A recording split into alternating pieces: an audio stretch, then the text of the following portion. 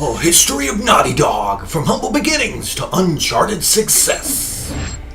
As high school students, both Andy Gavin and Jason Rubin liked to experiment with LISP and C++ programming, so they decided to team up to make their own games. So, right around September 27th, 1984, they founded Jam Software, and they decided to make games for the Apple II computer system.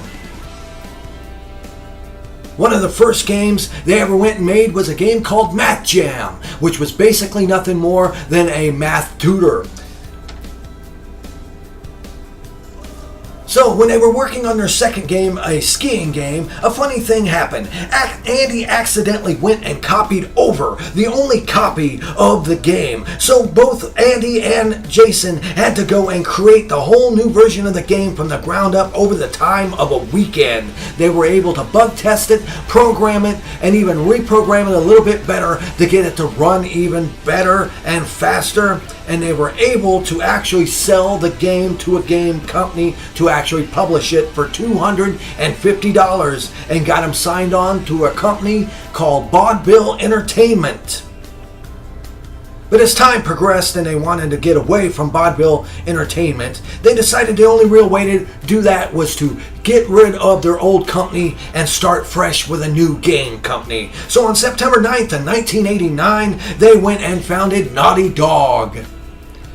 They didn't really know what kind of name to come up with, so it took them about 10 to 20 minutes, and they just came up with the Naughty Dog name, sketched down the logo, which is now famous as being a dog wearing goggles.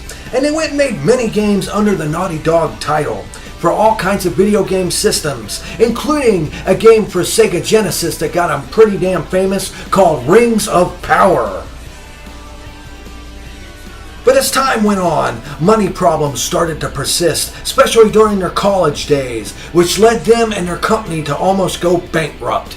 So, with very little money left in their pocket, they decided to get together with their friends and pull their last $20,000 and make a game for the ill-fated 3DO system that really put them on the map called Way of the Warrior.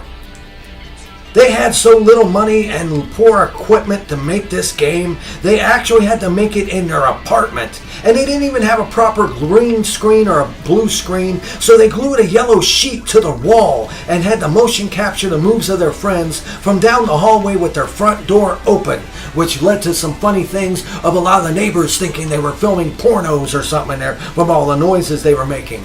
So they went and finalized and showed the final version of the game to Universal Interactive Entertainment. And they really liked the game and decided to sign Naughty Dog on to a multi-game deal. So they started work on a 3D action platformer game that they dubbed Sonic's Ass Game, mainly because most of the time you played the game, your camera was behind the character that you played as to where it looked like you were looking up his ass. They actually dubbed it Sonic's Ass Game. Production started on this game in 1994, and the extra funds given to them allowed them to expand their company and recruit cartoonist Charles Zambilla and Joe Pearson to help them with the game. When the game was finally released on August 31st of 1996, it was a fantastic game. It was called Crash Bandicoot, and it went on to sell over 6.8 million copies in its run on the Sony PlayStation. Now, under the Sony Interactive Universal Publishers, they went on to make several other different games, mostly accredited for making sequels to the original Crash. Naturally, they went and made Crash 2, Cortex Strikes Back, followed by Crash 3, Warp, and they even went and made Crash Team Racing. But in the next several years, they decided they wanted to depart from Universal Interactive, and since Universal owned the Crash Bandicoot license, they decided to make their own new IP, Jak and Daxter, for the PlayStation 2. Which led them to be purchased by Sony in 2001 because they noticed just how good the company was at making video games, which was a very smart idea from Sony.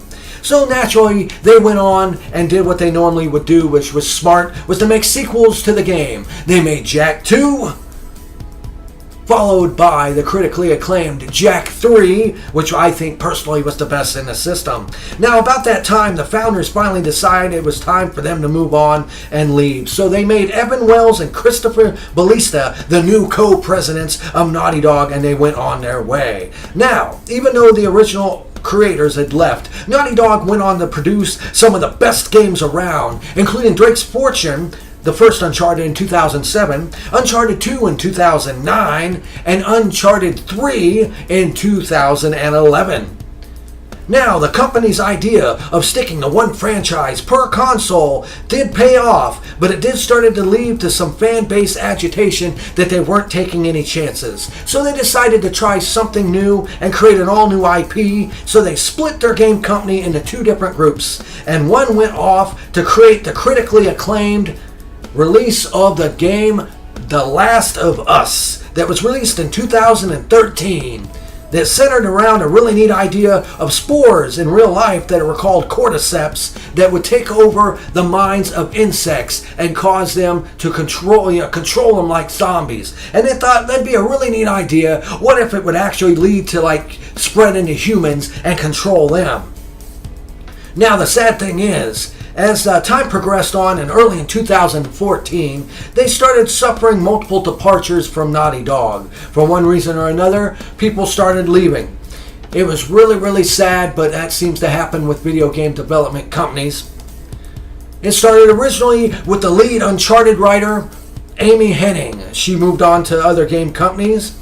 So the writing of the game from the next game they were working on, Uncharted 4, was taken over by the same team that had made The Last of Us. Now, even though this caused a lot of delays to the game, they were still finally able to release it after a pretty damn long delay.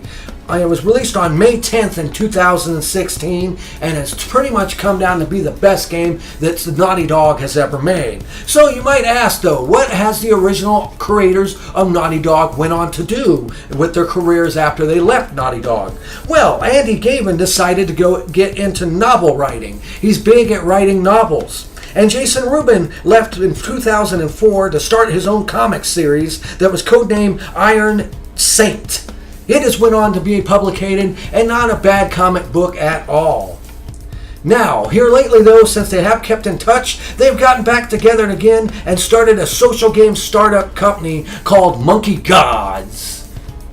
Now, who knows what they might do? It'd be interesting to see, but you've got to give credit where credit is due. From humble beginnings to Uncharted success, Naughty Dog is by far one of the best game creators around, and I can't wait to see what they do next.